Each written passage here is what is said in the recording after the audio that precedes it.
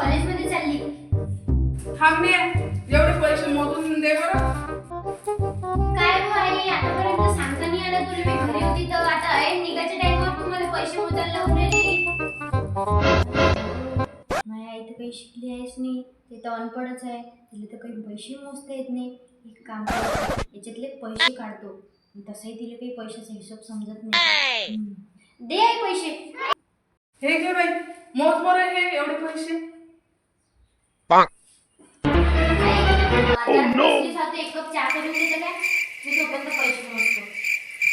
बरं ठीक आहे, देतो बाई करून.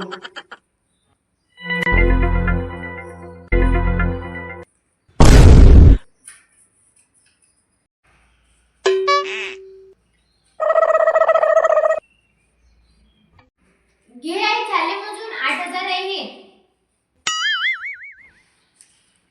घे बाई, चहा पिऊन घे.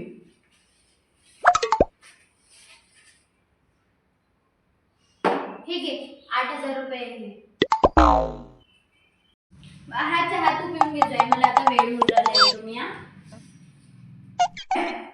तुला कॉलेजची फी पाहिजे होती ना, तर हे घे, कॉलेजची फी भरून देशील ना. पण मी याच्यातले तर पैसे काढले होते. सॉरी आई, मी याच्यातले पैसे काढले होते 2,000 रुपये. मला माहीत नव्हतं तू माझ्या कॉलेजच्या फीसाठी एवढे पैसे जमा केले होते.